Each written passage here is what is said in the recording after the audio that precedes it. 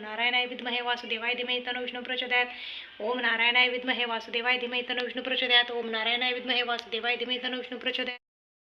Hello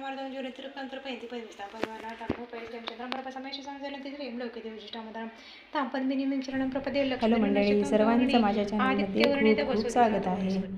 तर हे श्रीमद भागवत आहे, 700 श्लोकी श्रीमद भागवत. आज एकादशी निमित्त हे श्रीमद भागवताचं पारायण करायचं आहे.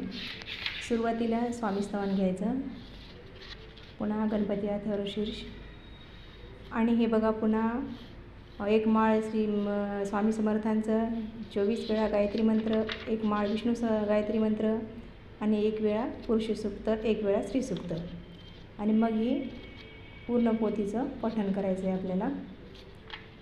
आणि हे बघा, आता बरेच जण करतात पूर्ण पोथीचं पठण, पण हे आता शेवटी फलश्रुती दिलेली आहे, फलश्रुतीचं पठण करत नाही, त्याच्यामुळं आपल्याला त्याचं फळ प्राप्त होत नाही. आणि याच्यामुळं बघा, आपल्याला कितीही प्रखर पितृदोष असू द्या, ह्या पठणामुळे ते पितृदोष नाहीसा होतो आणि आपले प्रत्येक कामं मार्गी लागतात. प्लीज तुम्ही हे प्रत्येक एकादशीला करून बघा, तुम्हाला नक्की नक्की याचं फळ भेटेल 100%. मी पण हे श्रीमद भागवताचं 700 श्लोकी संक्षिप्त श्रीमद भागवताचं पारायण करते, आणि ही आज आषाढी एकादशी निमित्त मी तुम्हाला दाखवलेलं आहे.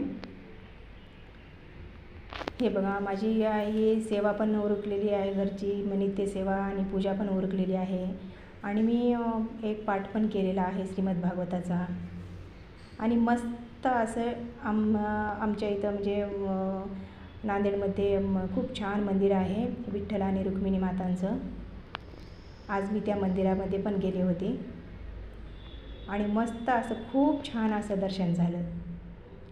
हे बघा, खूप गर्दी होती, पण असं खूप छान दर्शन झालं. पूजा पण केली, आणि माता रुक्मिणी मातांची पोथी पण भरली. हे बघा, मस्त असं दर्शन झालेलं आहे. खूप खूप छान वाटतं, मस्त वाटतं दर्शन झालं की असं एकांतात दर्शन झालं. आणि गर्दी खूप जास्त होती, पण थोडंसं मीच थांबवले होते, म्हणजे काकूंना की थोडंसं मला पूजा करू द्या म्हणून. छान असं दर्शन झालं बघा, मला खूप प्रसन्न वाटतं असं दर्शन झालं की छान.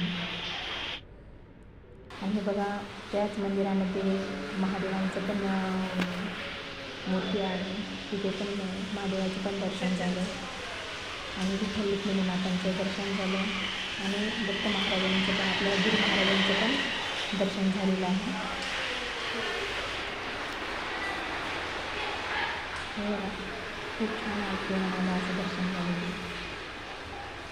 आणि तुम्ही पण तुमचं दर्शन झालं का नाही, विठ्ठल रुक्मिणीच्या मंदिरात गेला होता का नाही, प्रत्येक ताईंनी आणि काकूंनी, देवींनी, सगळ्यांनी कमेंट करून सांगा.